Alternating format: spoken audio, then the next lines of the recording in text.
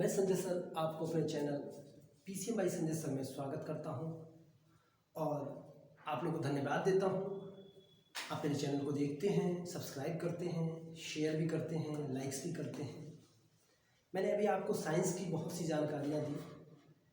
थोड़ा मैं अपने व्यूवर्स की रिक्वेस्ट पे हिस्ट्री पे जाना चाहता हूँ, क्योंकि जब मैं इलाहाबाद रहा तो मैंने हिस्ट्री पढ़ा सिविल के प्रिपरेशंस में, तो थोड़ा सा हिस्ट्री का ज्ञान होने के नाते मैं थोड़ा हिस्ट्री की जानकारी आपको देना चाहता हूँ। तो मैं इतिहास को हर सेक्टर में दूंगा। फिलहाल आज मैं मध्यकालीन इतिहास को शुरू करूंगा और उसमें स्पेशली मैं दिल्ली सल्तनत शुरू करूंगा। आप सभी जानते हैं कि दिल्ली सल्तनत जो है 5 वंशों में बटा हुआ है। पहला वंश उसका गुलाम आता है, जिसे दास वंश भी कहा जाता है। आपकी जानकारी के लिए बता दें कि कभी कभी इसे मामलुक वंश भी या ममलुक वंश भी कहा जाता है। दूसरा आपका खिलजी वंश आएगा, तीसरा आपका तुगलक वंश आएगा, चौथा आपका सैयद वंश आएगा और पांचवा आपका लोदी वंश आएगा। और लोदी वंश के अंतिम शासक इब्राहिम लोदी को मार के फिर मुगल शासन की स्थापना होगी। उसके बारे में मैं बाद में बताऊंगा। फिलहाल आज मैं दिल्ली सल्तनत का पहला वंश गुलाम वंश या दास वंश शुरू करूंगा।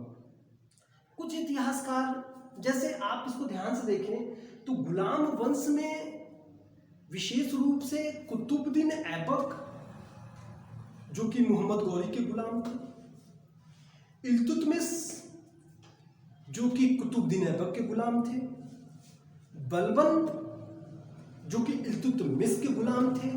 तो मुख्यतः 3 ऐसे हैं जो गुलाम हैं। बाकी आप जानते हैं गुलाम वंश में 11 शासक हुए।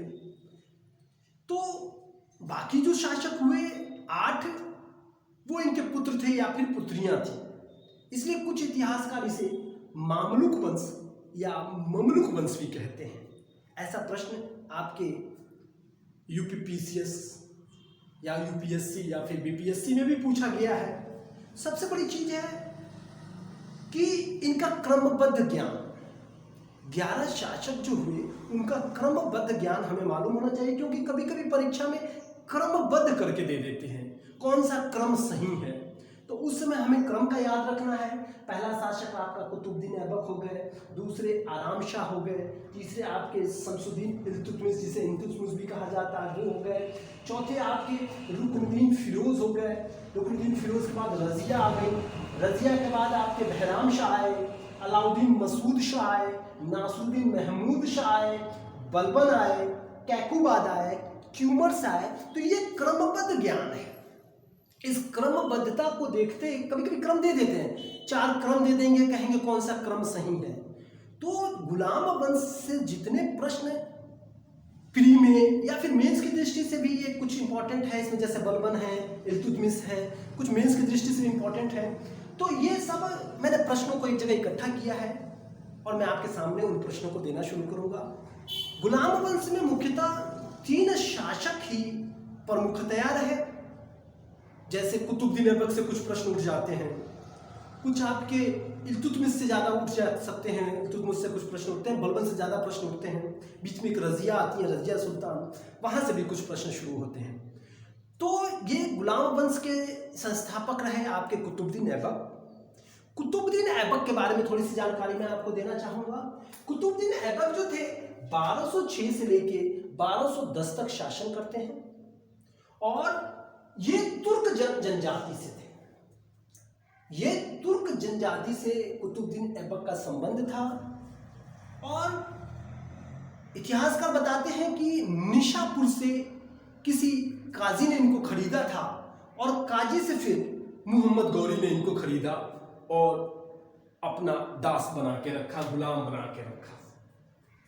सबसे बड़ी चीज, मोहम्मद गौरी का आगमन जब भारत पे हुआ वहीं से समझिए दिल्ली सल्तनत की स्थापना होनी शुरू हो गई, क्योंकि मोहम्मद गौरी ने तराइन का पहला युद्ध हारने के बाद दूसरा युद्ध जीता और उसके बाद जो भी वीर शासक थे भारत के खंडों में बटे हुए थे उन सबको हराया और अपना विश्वसनीय या फिर विश्वास पात्र कहा जाए मोहम्मद गौरी ने अपने विश्वसनीय कुतुबुद्दीन ऐबक को भारत की सत्ता दी।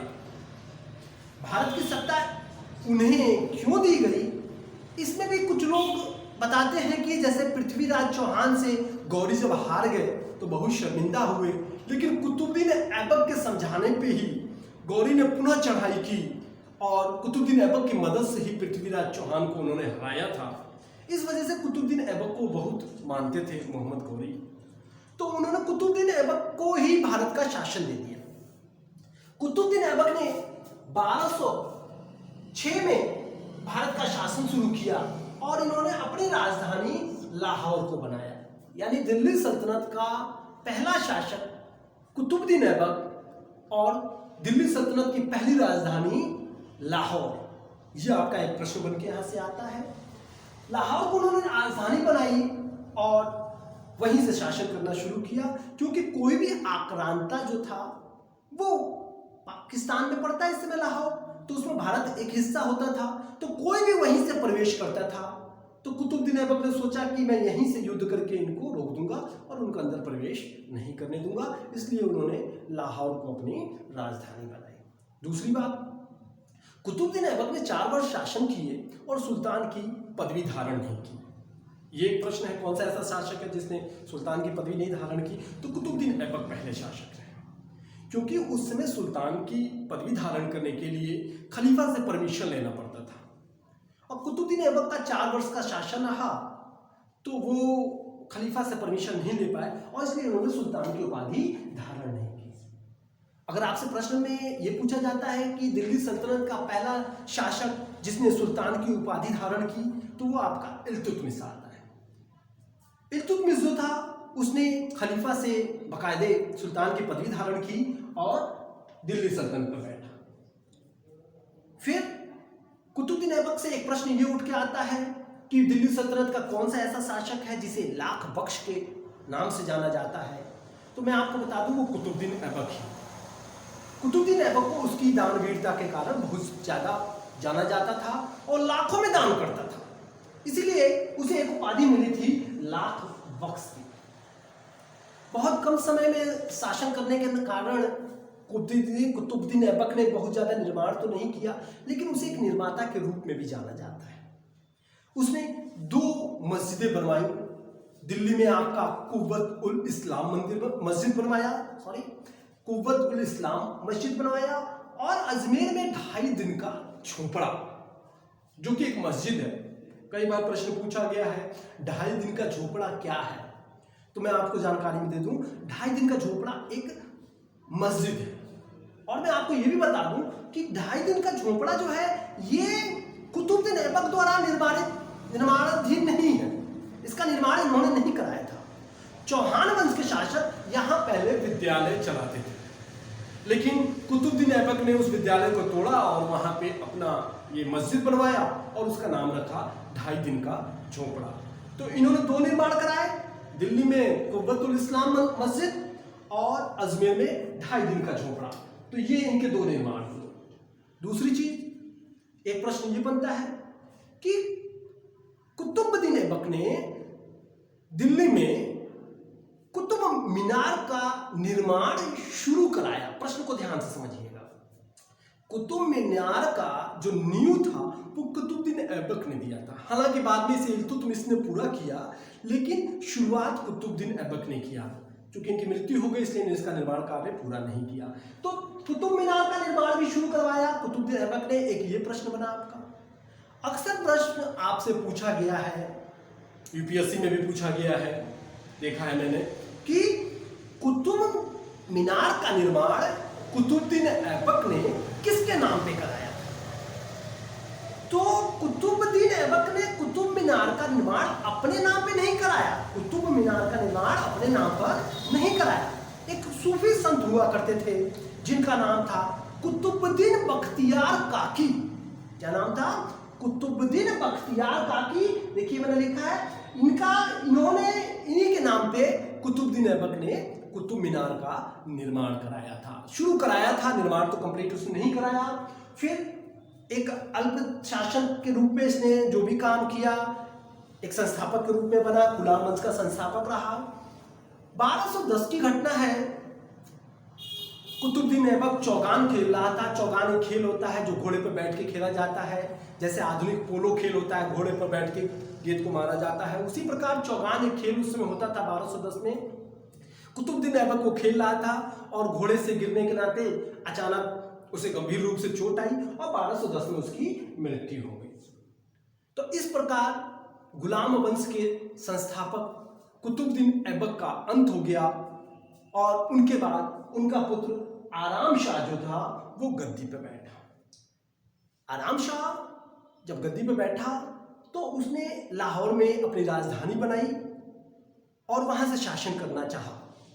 लेकिन एक चीज हम आपको बता दें कि कुतुबुद्दीन ऐबक का एक गुलाम था, नाम था इल्तुतमिश, शमशुद्दीन इल्तुतमिश।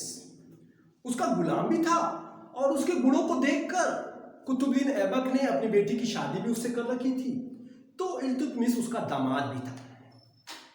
दामाद होने के नाते राज्य पे उसका भी एक बहुत बड़ा प्रभाव था। तो उस समय के जो अमीर थे कुतुबुद्दीन ऐबक के, वो दो गुटों में बंट गए। एक वो जो आराम शाह को गद्दी पे बैठाना चाहता था और दूसरा वो जो इल्तुतमिश को गद्दी पे बैठाना चाहता था। तो यहां मतभेद पैदा हुआ। तो आराम शाह जैसे ही लाहौर में अपनी गद्दी पे बैठा, वैसे ही कुछ अमीरों ने इल्तुतमिश को निमंत्रण दिया और उनसे कहा कि आप दिल्ली का शासन संभालें। तो दिल्ली पे उसी समय इल्तुतमिश ने भी शासन शुरू किया और ये बात जब आराम शाह को पसंद नहीं पड़ी तो आराम शाह ने इल्तुतमिश से युद्ध करना उचित समझा। युद्ध हुआ और आराम शाह मारा गया और यहीं पे आराम शाह का शासन खत्म हुआ। यानी 1210 में बना और 1210 में वो मारा गया।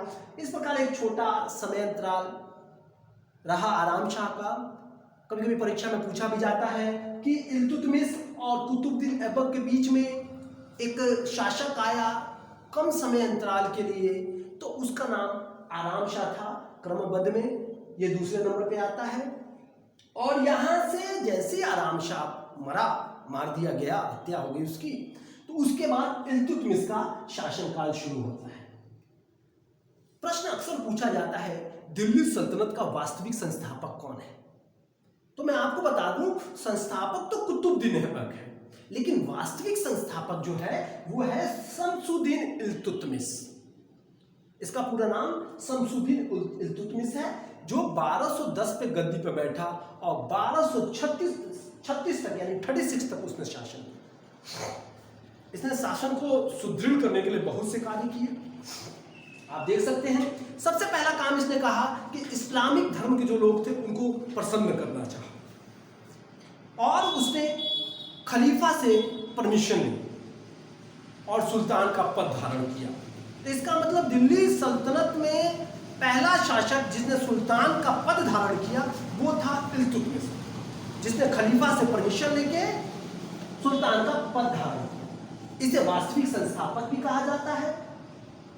दूसरी बात, यह पहला ऐसा शासक था जिसने दिल्ली को अपनी राजधानी बनाई, क्योंकि लाहौर को इसने राजधानी बनाना उचित नहीं समझा। कारण यह था कि लाहौर में आराम शाह को गद्दी मिली थी, इसलिए वहां के अमीर जो थे वो आराम शाह से प्रसन्नचित्त थे या फिर आराम शाह गुट के थे। तो इल्तुतमिश ने सोचा कि अगर मैं लाहौर को अपनी राजधानी बनाऊंगा तो वहां मुझे गुटबाजी परेशानियां फेस करनी पड़ेंगी, झेलनी पड़ेंगी। इसलिए उसने दिल्ली के अमीरों की अनुमति से दिल्ली को ही अपनी राजधानी बना ली और दिल्ली से उसने शासन शुरू किया। जब वो गद्दी पर बैठा तो उसकी गद्दी आरामदायक नहीं थी। कारण ये था कि जो दूसरा गुट था कुतुबुद्दीन ऐबक का, वो इससे नाराज था, क्योंकि इसने कुतुबुद्दीन ऐबक के पुत्र को मार के गद्दी हथिया ली थी। इसके कारण इसे काफी परेशानियां झेलनी पड़ी। तो इसे एक सुदृढ़ सेना की आवश्यकता थी और उस सेना को संभालने के लिए इसको बहुत ज्यादा पैसों की आवश्यकता थी। और वो पैसा कहां से मिल सकता था? राजस्व से। तो इसने बैठने के बाद एक नई व्यवस्था शुरू की, वो थी इक्ता प्रथा। दिल्ली को राजधानी बनाया और इक्ता प्रथा चलाया। इक्ता प्रथा के अंतर्गत इसने एक नियमित भू राजस्व लोगों से लिया ताकि राज्य को एक अच्छी आमदनी हो और राज्य का विकास किया जा सके। तो ये था, इन्होंने एक नया प्रथा चलाया। पूछा जाता है कि एकता प्रथा का प्रारंभ किसने किया, तो वो थे आपके इल्तुतमिश। अब चूंकि विरोध बहुत ज्यादा थे, विद्रोही ज्यादा थे, इसके लिए इन्होंने एक अपनी सेना बनाई। इल्तुतमिश ने सबसे समझदारी का काम किया, जिसे तुर्के चहलगामी के नाम से जाना गया। ये देखिए, तुर्के चहलगामी के नाम की इन्होंने एक स्थापना की। तुर्के चहलगामी यानी 40 लोगों को उन्होंने अपना सरदार घोषित किया। 40 लोगों की एक टीम बनाई जिसे तुर्के चहलगामी का नाम दिया और उसे विभिन्न क्षेत्र दे दिए गए ताकि उन लोगों को वहां पे क्षेत्र को बांट दिया गया और लोगों को संभाला जा सके। तो तुर्के चहलगामी अक्सर पूछा जाता है, तुर्के चहलगामी की स्थापना किसने की, तो वो थे इल्तुतमिश। मैं आपको बता दूं, तुर्के चहलगामी में ही बलबन आता था। बलबन भी उन 40 लोगों में से एक था जो कि तुर्के चहलगामी इल्तुतमिश का विश्वास पात्र था। और मैं आपको बता दूं कि तुर्के चहलगामी की स्थापना अगर इल्तुतमिश ने की तो बलबन ने इसका अंत कर दिया। उसने 40 लोगों को मारा था। फिलहाल मैं आपको यहां से आगे चलूंगा। और शमशुद्दीन इल्तुतमिश ने तुर्के चहलगामी की स्थापना की, 40 लोगों को सरदार बनाया और इस प्रकार एक ताकतवर सैन्य शक्ति की स्थापना की। सबसे पहली बार शुद्ध अरबी सिक्के इल्तुतमिश ने ही चलवाए थे। मैं आपको जानकारी के लिए बता दूं, वो आपसे परीक्षाओं में पूछा जाता है कि टंका किस धातु का था या फिर जीतल किस धातु का था। तो ये इल्तुतमिश द्वारा चलाए गए ही सिक्के थे। चांदी का टंका हुआ करता था और तांबे का जीतल होता था। 2 सिक्के थे इनके। चांदी का इन्होंने टंका चलवाया और तांबे का जीतल चलवाया। कुतुब मीनार के निर्माण को इन्होंने पूरा कराया, जो कुतुबुद्दीन ऐबक छोड़ के चले गए थे। उसका निर्माण भी इल्तुतमिश ने ही पूरा कराया। और आपकी जानकारी के लिए बता दूं, मंगोलों का सबसे पहला आक्रमण भारत में इसी इल्तुतमिश के समय हुआ था। भारत के उत्तरी पश्चिमी सीमा पे मंगोलों का जो सरदार चंगेज खान, जिसका नाम काफी जाना जाता है, एक बहुत बड़ा सेनानायक था, उसने भारत के सीमावर्ती क्षेत्रों पे आक्रमण किया था। वो इल्तुतमिश के ही समय था। इल्तुतमिश ने अपनी सीमा की रक्षा की और इस प्रकार चंगेज खान की सेना मंगोलों से अपने देश को बचाया। ये रहा आपका मंगोलों का आक्रमण, जो कि पहली बार हुआ भारतीय सीमा पे। किसके समय में? इल्तुतमिश के समय में। पूछा जाता है मंगोलों का सबसे पहला आक्रमण किस दिल्ली सल्तनत काल में हुआ था, तो ये था गुलाम वंश में और इल्तुतमिश के समय में। अब इल्तुतमिश जो था, अपनी मृत्यु के बाद अपनी पुत्री रजिया बेगम को सुल्तान बनाना चाहता था। तो उसने अपने जीते जी ही घोषित कर दिया कि भाई मेरे मृत्यु के बाद रजिया बेगम सुल्तान बनेंगी। परंतु ये तो बात की बात है, दिल्ली सल्तनत का वास्तविक संस्थापक भी इल्तुतमिश को ही माना जाता है, क्योंकि उसी ने दिल्ली सल्तनत को मजबूत किया। इल्तुतमिश के मृत्यु के बाद लोगों को रजिया पसंद नहीं आई, क्योंकि अमीर लोग जो थे वो किसी महिला द्वारा शासन नहीं चाहते थे। तो उन्होंने उसके पुत्र रुकनुद्दीन फिरोज को शासक बनाया, जो अल्पकालीन रहा और जल्द ही रजिया के हाथ में गद्दी आ गई। रजिया का शासन 4 साल रहा, 1236 से लेके 1240 तक। रजिया जब गद्दी पे बैठी तो उसके अंदर बहुत से परिवर्तन देखने को मिले। जैसे वो जब गद्दी की तरफ जाती थी, राज दरबार में जाती थी, तो पुरुषों का चोगा पहन के जाती थी, पुरुषों के कपड़े पहन के जाती थी, जो अमीर लोगों को बिल्कुल पसंद नहीं था। रजिया बेगम से 2-3 प्रश्न आपके परीक्षाओं में आ जाते हैं। जैसे पहली महिला शासिका भारत की जो थी वो रजिया बेगम थी, और पहली मुस्लिम महिला शासिका आपकी रजिया बेगम आई। दिल्ली सल्तनत की पहली महिला शासिका रजिया बेगम थी। तो ये रजिया जो थी ये पहली महिला शासिका बनी। इन्होंने पुरुषों के वेश में राज दरबार अटेंड करना शुरू कर दिया। लेकिन अब जो परेशानी थी वो थी रजिया के आगे के क्रियाकलाप। रजिया का एक विश्वसनीय व्यक्ति था, नाम था याकूत। याकूत को रजिया ने अपना विश्वसनीय बना दिया, और ऐसा इतिहासकार बताते हैं कि धीरे धीरे उन लोगों का प्रेम संबंध भी शुरू हो गया, जिसकी वजह से लोग काफी परेशान थे। याकूत चूंकि उच्च वर्ग से नहीं था, इसलिए उच्च वर्ग के जो मुस्लिम थे वो याकूत को बिल्कुल पसंद नहीं करना चाहते थे। वो याकूत से भी एक प्रश्न आता है, रजिया का कौन किससे संबंध था, तो याकूत था।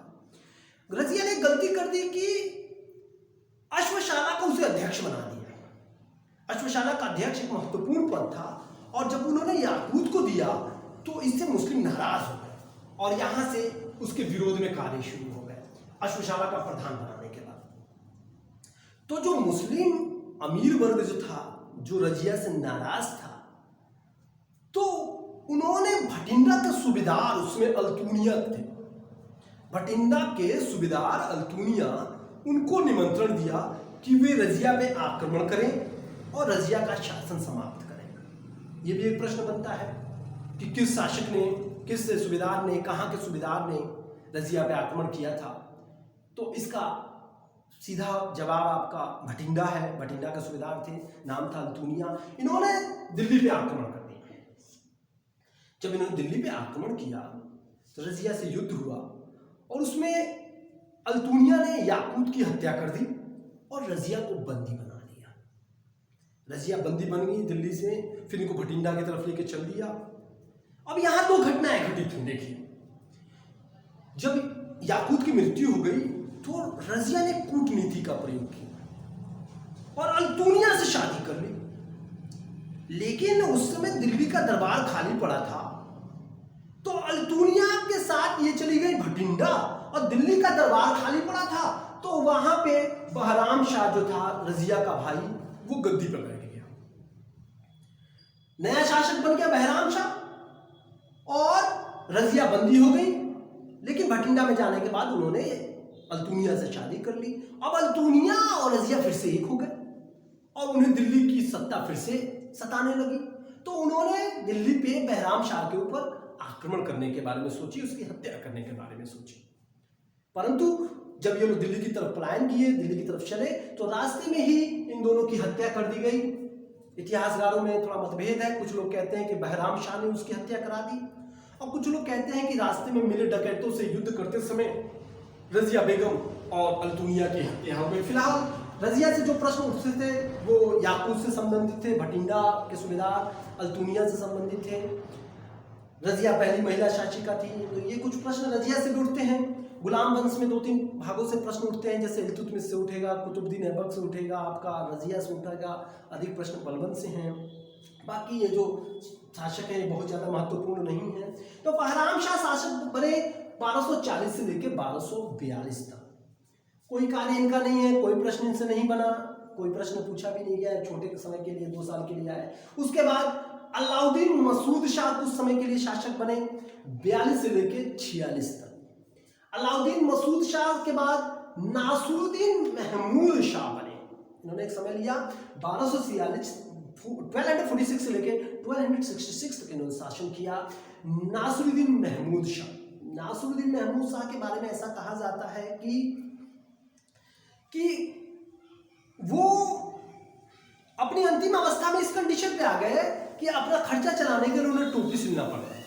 तो ऐसा भी प्रश्न पूछा जाता है कि दिल्ली सल्तनत में कौन ऐसा शासक था जिसका गुजर बसर टोपी सिल के हुआ, तो वो आपके यही थे, नासरुद्दीन महमूद शाह।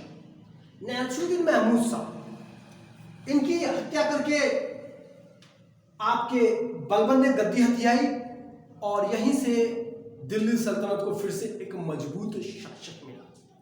हम आपको जानकारी के लिए बता दें, 1249 के लगभग इसी बलबन ने अपनी बेटी की शादी नासरुद्दीन महमूद शाह से कर दी थी और उसी स्थिति में नासरुद्दीन महमूद शाह ने बलबन को उल्लू खां की उपाधि प्रदान की थी।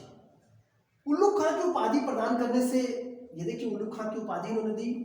तो प्रश्न कभी कभी पूछा जाता है कि उल्लू खां की उपाधि किसे प्राप्त थी, तो वो बलबन थे। और यह पूछा जाता है कि किसने दिया, तो वो आपके थे नासरुद्दीन महमूद शाह। चलिए अब हम चलते हैं बलबन पे, जहां से प्रश्न कई उठते हैं। बलबन जब 1266 में बैठा तो वो जानता था कि जनता चाहे अमीर वर्ग उसके विरोध में है। उसका कारण ये कि उसने नासरुद्दीन महमूद की हत्या की थी और ये गुलाम था बलबन, जो तुर्के चहलगामी का एक सदस्य हुआ करता था। तो तुर्के चहलगामी के जो भी सरदार थे वे लोग खुद चाहते थे कि हमें गद्दी प्राप्त हो, तो फिर बलबन को क्यों पसंद करेंगे। तो बलबन जैसे ही गद्दी पे बैठा उसने कई जल्दी जल्दी स्टेप लेने शुरू कर दिए। वैसे बलबन का पूरा नाम गयासुद्दीन बलबन है, जो 1266 से लेके 1287 तक शासन करता है। सबसे बड़ी चीज देखिए, जैसे ही गद्दी पे बैठा उसने रक्त और लौह नीति को अपनाया। बलबन ने रक्त और लौह नीति। रक्त और लौह नीति क्या होती है? यानी कि तलवार के बल पे शासन करना, यानी जो बोलेगा उसको काटेंगे, उसका रक्त बहेगा। लौह यानी तलवार का प्रयोग, तो तलवार के प्रयोग से शासन करना बलबन ने शुरू किया। काफी कट्टरवादी था, निरंकुशवादी था, तो इसका शासन बहुत कड़ा था। तो बैठते इसने रक्त और लौह नीति अपनाया, जो भी इसके विरोधी थे उन सबको मरवाया, हत्या करवाई। दूसरा काम इसने किया कि किसी की नहीं सुनी। इसने किसी को नहीं सुना कि मैं तुम्हारी सुनूंगा, ऐसा इसने कुछ नहीं किया। इसने कहा कि ईश्वर ने मुझे राजा बनाया है और मैं ईश्वर का प्रतिबिंब इस धरती पर हूं, तो मैं जो कहूंगा वो सही है, जो लोग कहेंगे वो सही नहीं है।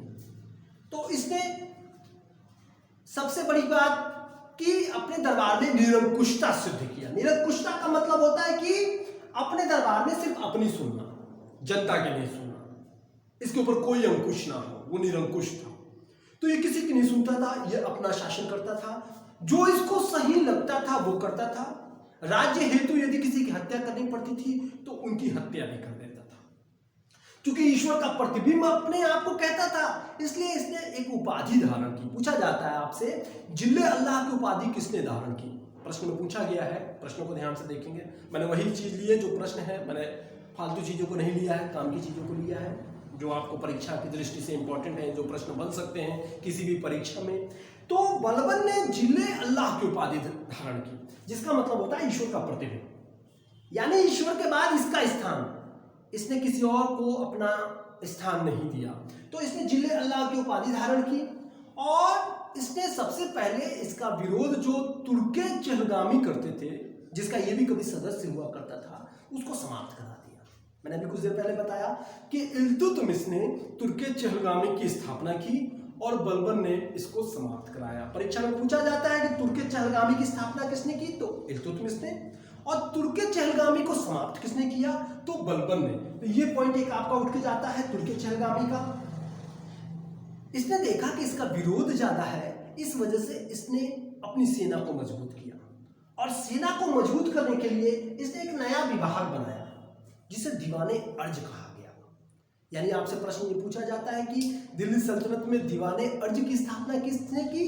तो वो बलबन था। बलबन ने सबसे पहले सेना को संगठित किया और दीवाने अर्ज एक विभाग बनाया जो कि सेना पे ही ध्यान देता था। दूसरी बात, इसने अपने खुद को कुलीन घराने से बताया कि मैं जैसे बहुत कुलीन मुस्लिम हूं और मुझसे ऊपर कोई नहीं है, इसीलिए मेरी जनता, चाहे मेरे जो भी लोग हैं, उन्हें मेरी बात मानना चाहिए क्योंकि मैं एक उच्च कुल से हूं। इसने अपने आप को कुलीन घराना बताया। सबसे बड़ी चीज मैं आपको बता दूं, इसने दो प्रथाएं अपने दरबार में चलाई। एक थी सिजदा और दूसरी थी पाबूस। ये आपसे पूछा जाता है परीक्षाओं में कि सिजदा प्रथा का प्रारंभ किसने किया। मेंस में भी ये इंपॉर्टेंट आ जाता है कभी सिजदा और पाबूस के बारे में। तो सिजदा का प्रारंभ किसने किया या फिर पाबूस प्रथा का प्रारंभ किसने किया? तो वो बलबन थे। मैं आपको बता दूं सिजदा प्रथा क्या होती है और पाबूस प्रथा क्या होती है। जब दरबार में कोई प्रवेश करता था तो उसे झुकना पड़ता था, इसे सिजदा कहते हैं। हालांकि इस्लामी धर्म के अनुसार लोग अल्लाह के आगे झुकते हैं, बाकी किसी के आगे नहीं झुकते, लेकिन इसकी प्रथा इतनी कड़ाई युक्त थी कि लोगों को इसकी बात माननी पड़ी और सभी लोग दरबार में झुकते थे, सिजदा करते थे। और उसने दूसरी प्रथा जो चलाई वो थी पाबोस प्रथा। पाबोस प्रथा का मतलब था कि जो दरबार में आता था वो सुल्तान के पैरों को चूमता था। ये प्रथा इसने चलाया ताकि लोग इसके सामने झुके, इसके पैर को चूमे। तो ये इसने दो प्रथाएं चला दी। एक नया त्यौहार इसने शुरू किया जिसे नवरोज कहा गया। प्रश्न में पूछा गया है, कई कई बार प्रश्न पूछा गया है, कई कई परीक्षाओं में पूछा गया है कि नवरोज प्रथा का प्रारंभ किसने किया। तो मैं बता दूं, बलबन ही था जिसने नवरोज का स्थापना किया, नवरोज प्रथा, नवरोज त्योहार को शुरू किया। ये फारसी के नए महीने की शुरुआत का एक त्योहार था जिसे फारसी का नव वर्ष कहा जाता है। तो इन्होंने नवरोज स्थापना की, नवरोज की शुरुआत की। और हम आपको बता दें कि मंगोलों ने सबसे पहले इल्तुतमिश के समय पे आक्रमण किया। तो बलबन के समय में भी मंगोलों के आक्रमण हुए, लेकिन इसकी सुरक्षा के लिए इसने बहुत ही पुख्ता इंतजाम किए थे। क्योंकि मैंने बताया अभी कि दीवाने अर्ज की स्थापना की, जो सेना का रख रखाव, सेना का देखभाल करती थी। इसने अपनी सीमा पे कई चौकियां बनाई जो मंगोलों को रोकने के लिए पर्याप्त हुआ करते थे। अगली बात कि इसने उन चौकियों को मजबूत बनाया और इस प्रकार बलबन ने एक सुदृढ़ और मजबूत शासन किया। इसके शासन के बाद 87 के बाद 2-3 सालों के लिए 2 शासक और है। एक थे कैकुबाद और एक थे क्यूमर्स। कैकुबाद जो थे उनके बाद क्यूमर्स बना और 1290 में इसी क्यूमर्स को मार के खिलजी वंश की स्थापना हुई। खिलजी वंश की स्थापना शुरुआत हुई और इस प्रकार गुलाम वंश का खात्मा हुआ।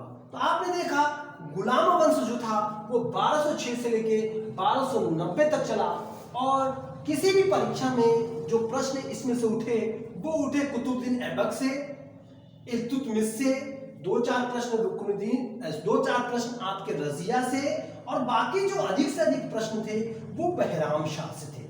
तो इनको आप ध्यान से देखेंगे, इसका स्क्रीनशॉट ले लेंगे, ढंग से याद करेंगे, ये याद करने के लिए पर्याप्त है। तो अगला वीडियो जब हम देंगे आपको खिलजी वंश का देंगे और इस प्रकार हम आपको 5 वंशों की जानकारी देंगे। फिलहाल आज दास वंश यहीं पे खत्म होता है और हम आपको धन्यवाद देते हैं।